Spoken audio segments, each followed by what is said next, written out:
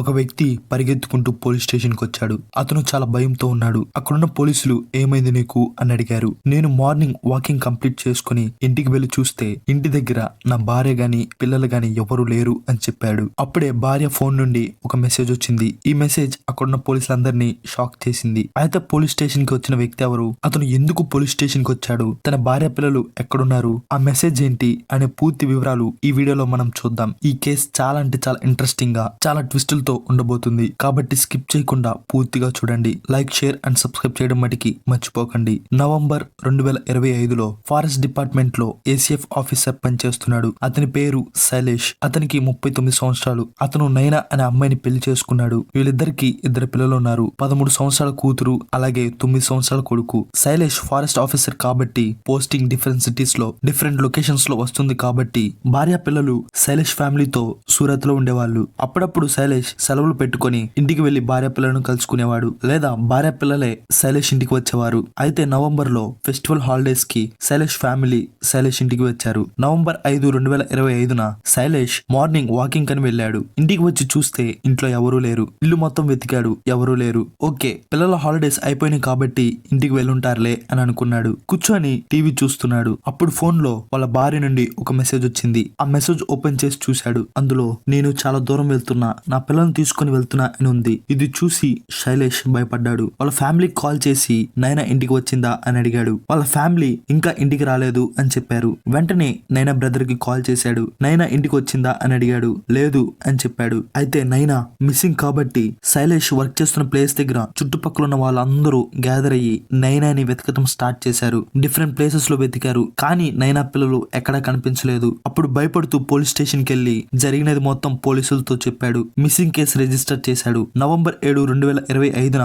పోలీసులు ఇన్వెస్టిగేట్ చేయడం స్టార్ట్ చేశారు. పోలీసులు డిఫరెంట్ టీమ్స్ గా ఫామ్ అయ్యారు. ఒక టీం ఫారెస్ట్ దగ్గరలో ఉన్న సీసీ కెమెరాస్ ని రికవర్ చేసి దానిలో ప్రూఫ్స్ ఏమైనా దొరుకుతాయేమో అని సెర్చ్ చేశారు. ఇంకో టీం నైనా ఫోన్ ని అనలైజ్ చేశారు. కాల్ డీటెయిల్స్ ఏమైనా దొరుకుతాయేమో అని వెతికారు. అలాగే ఇంకో టీం శైలేష్ కొలీగ్స్ ని క్వశ్చన్ చేశారు. పోలీసులు ఇన్వెస్టిగేషన్ చేస్తూనే ఉన్నారు, కానీ వాళ్ళకి ఎవిడెన్స్ గా ఏమీ దొరకలేదు. అయితే తర్వాత రోజు సెక్యూరిటీ గార్డ్ కి నైనా తన పిల్లలు కనబడ్డారని, రిక్షాలో వెళ్తుండగా చూశానని శైలేష్ పోలీసులతో చెప్పాడు. వెంటనే పోలీసులు సెక్యూరిటీ గార్డ్ ని పిలిపించి క్వశ్చన్ చేశారు. క్వశ్చన్ చేస్తే నైనా నాకు కనబడలేదు, నాకేం తెలియదు అని చెప్పాడు. అయితే పోలీసులు ఎంత ట్రై చేసినా కేసు ముందుకు సాగుతలేదు. అయితే ఇన్వెస్టిగేషన్ జరుగుతున్నప్పుడు శైలేష్ సూరత్ లో ఉన్న తన ఫ్యామిలీ దగ్గరికి వెళ్ళాడు. పోలీసులకు సపోర్ట్ చేస్తా అని చెప్పి చప్పా పెట్టకుండా సూరత్ వెళ్ళాడు. ఎందుకో ఈ బిహేవియర్ పోలీసులకు నచ్చలేదు. అనుమానం వచ్చింది. అప్పుడు శైలేష్ ని ఇన్వెస్టిగేషన్ చేయాలని శైలేష్ ఫోన్ తీసుకుని కాల్ డీటెయిల్స్ ని చెక్ చేశారు. అందులో ఒక నంబర్ కి చాలా సార్లు కాల్స్ వచ్చాయి. ఆ నంబర్ ఎవరిదని ట్రేస్ చేశారు. ఆ నంబర్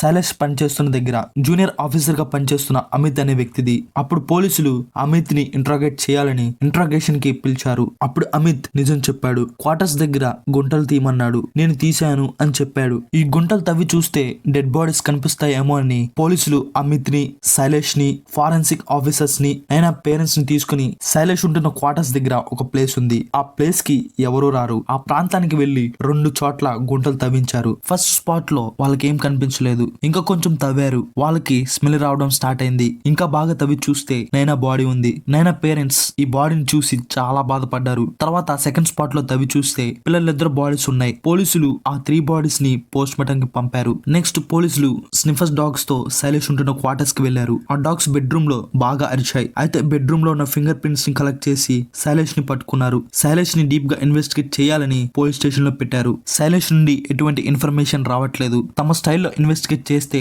అప్పుడు ఒక చిన్న స్టోరీ చెప్పాడు. నైనా ఎప్పుడైతే సెలవులకి ఇంటికి వచ్చిందో అప్పుడు ఒక పెద్ద గొడవ నాకు నైనాకి జరిగింది. నేను సెలవులకి మా పేరెంట్స్ తోనే సూరత్ లో ఉండమన్నా, కానీ అక్కడ ఉండకుండా నా వల్ల కాదు, అత్తమామలు ఇబ్బంది పెడుతున్నారు, నేను నీ దగ్గర క్వార్టర్స్ లో ఉంటా అని చెప్పింది. దీంతో బాగా గొడవ అయ్యి నైనాని చంపాను అని చెప్పాడు. తర్వాత భయంతో పిల్లలను కూడా చంపేశా అని చెప్పాడు. పోలీసులు ఈ స్టోరీని యాక్సెప్ట్ చేస్తారు అనుకున్నాడు. కానీ పోలీసులు ఎప్పుడు జరిగింది, డేట్ చెప్పు అని అడిగారు. నవంబర్ 5న జరిగింది అని చెప్పాడు. అయితే పోలీసులు అమిత్ ని ఇంట్రాగేట్ చేసినప్పుడు శైలేష్ నవంబర్ 2న కాల్ చేసి గుంటలు తీయమని చెప్పాడు అని అన్నాడు. ఇక్కడ పోలీసులకి శైలేష్ దొరికిపోయాడు. యాక్సిడెంట్ గా చంపినప్పుడు ముందుగానే ఎందుకు గుంటలు తీయమన్నావు అని ప్రశ్నించారు. దీనికి శైలేష్ దగ్గర సమాధానం లేదు. ఇంకా ఎస్కేప్ అవ్వలేమని గ్రహించి మొత్తం నిజం చెప్పాడు. 2022లో జాబ్ పోస్టింగ్ మార్చారు. అక్కడ ఒక ఫీమేల్ ఆఫీసర్ తో పరిచయం ఏర్పడింది. ఈ పరిచయం కాస్త ప్రేమగా మారింది. సరదాగా కాఫీ తాగుదామని బయటికి వెళ్లారు. ఇలా ఇద్దరు కలిసి టైం స్పెండ్ చేశారు. ఇద్దరు కలిసి జీవించాలనుకున్నారు. అయితే ఒక రోజు శైలేష్ అలాగే తన గర్ల్ ఫ్రెండ్ డిఫరెంట్ ప్లేసెస్ కి ట్రాన్స్ఫర్ అయ్యారు. అయినా గానీ ఫోన్ లో టచ్ లోనే ఉన్నారు. వీళ్ళ రిలేషన్షిప్ ని కంటిన్యూ చేశారు. కొన్నిసార్లు లీవ్ తీసుకొని శైలేష్ అమ్మాయిని కలిసేవాడు. అలాగే అమ్మాయి కూడా లీవ్ తీసుకొని శైలేష్ దగ్గరికి వెళ్లేది. నవంబర్ 2025కి రిలేషన్షిప్ స్టార్ట్ చేసి 3 సంవత్సరాలు అయింది. పర్మనెంట్ గా ఇద్దరు కలిసి ఉండాలి అనుకున్నారు. న్యూ లైఫ్ ని లీడ్ చేద్దాం అనుకున్నారు. ఎప్పుడైతే శైలేష్ ఫ్యామిలీ సూరత్ లో ఉందో శైలేష్ హ్యాపీగా క్వార్టర్స్ లో ఎంజాయ్ చేస్తున్నాడు. ఎటువంటి భయం లేదు. ఎవరైనా చూస్తారు, నా గురించి మాట్లాడుకుంటారు అన్న భయం లేదు. అయితే హాలిడేకి శైలేష్ ఫ్యామిలీ ఇంటికి వచ్చిందో అప్పుడు శైలేష్ అన్కంఫర్టబుల్ గా ఫీల్ అయ్యాడు. శైలేష్ కి ఫ్యామిలీ బర్డెన్ గా మారింది. అలాగే వాళ్ళ గర్ల్ ఫ్రెండ్ తో మాట్లాడలేకపోయాడు. ఇది ఎలా ఉంటే అప్పుడే నైనా శైలేష్ తో నేను నీతోనే ఉంటా, నేను తిరిగి సూరత్ వెళ్ళను అని చెప్పింది. అప్పుడు శైలేష్ ఇబ్బంది పడ్డాడు. వీళ్ళిద్దరి మధ్య ఆర్గ్యుమెంట్ అయింది. ఉన్న రోజులు మొత్తం నైనా దీని గురించి గొడవ పెట్టుకుంది. గొడవ బాగా పెద్దదైంది. అయితే శైలేష్ వీళ్ళు నాతో క్వార్టర్స్ లో ఉంటే గర్ల్ ఫ్రెండ్ తో మాట్లాడడం కష్టమని ఫ్యామిలీని తొలగించాలని తన దగ్గర పనిచేస్తున్న జూనియర్ ఆఫీసర్ అయిన అమిత్ కి కాల్ చేసి క్వార్టర్ వెనక ఎవరు రారు కదా, అక్కడ 2 గుంటలు తవ్వించి పెట్టు అని చెప్పాడు. ఎందుకని అమిత్ అడిగితే వేస్ట్ ఉంది, అది డిస్పోజ్ చేయాలి అని చెప్పాడు. వెంటనే అమిత్ జేసీబీలను తెప్పించి 2 పెద్ద గుంటలను తవ్వించాడు. ఆ రోజు నవంబర్ 2 అందరికి సెలవు ఉంది. అందరికి సెలవు కాబట్టి లేటుగా లెగుస్తారని, మనం ఏది తీసుకెళ్లినా ఎవరు చూడరని శైలేష్ అనుకున్నాడు. ఫ్యామిలీ మొత్తాన్ని చంపాలని డిసైడ్ అయిపోయాడు. తన గర్ల్ ఫ్రెండ్ కి కాల్ చేసి పదే పదే అడిగాడు, నువ్వు నాతో ఉంటావా అని. అప్పుడు తన గర్ల్ ఫ్రెండ్ ఉంటా అని రిప్లై ఇచ్చింది. శైలేష్ అలాగే తన గర్ల్ ఫ్రెండ్ కంట్రీని వదిలేసి వేరే కంట్రీకి వెళ్లి హ్యాపీగా ఉందాం అని అనుకున్నారు. పాస్పోర్ట్స్ రెడీ చేసుకున్నారు. వీసా ప్రాసెస్ లో ఉంది. అయితే పొద్దున్నే శైలేష్ నిద్ర లేచాడు. తన భార్య అలాగే తన పిల్లలిద్దరూ డీప్ గా నిద్రపోతున్నారు. ఫస్ట్ నైనా దగ్గరికి వచ్చి దిండు తీసుకొని మొహానికి పెట్టి ఊపిరి ఆడకుండా చేశాడు. చివరికి నైనా తన ప్రాణం విడిచింది. నెక్స్ట్ తన పిల్లల దగ్గరికి వచ్చి సేమ్ దిండులతో ఊపిరి ఆడకుండా చేసి వాళ్ళని కూడా చంపేశాడు. ఫ్యామిలీ మొత్తాన్ని చంపాడు.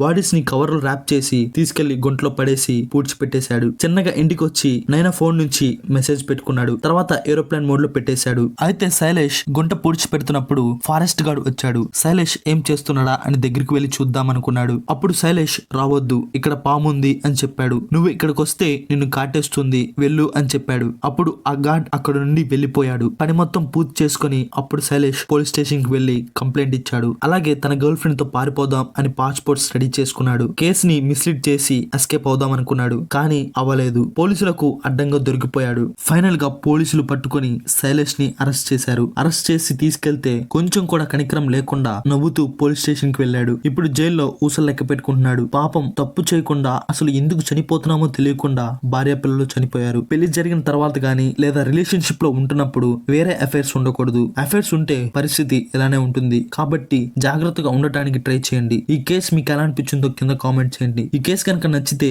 లైక్ చేసి షేర్ చేసి మన ఛానల్ ని సబ్స్క్రైబ్ చేసుకోండి. మరి కొత్త వీడియోతో మళ్ళీ కలుద్దాం. అంతవరకు సెలవు. Bye bye.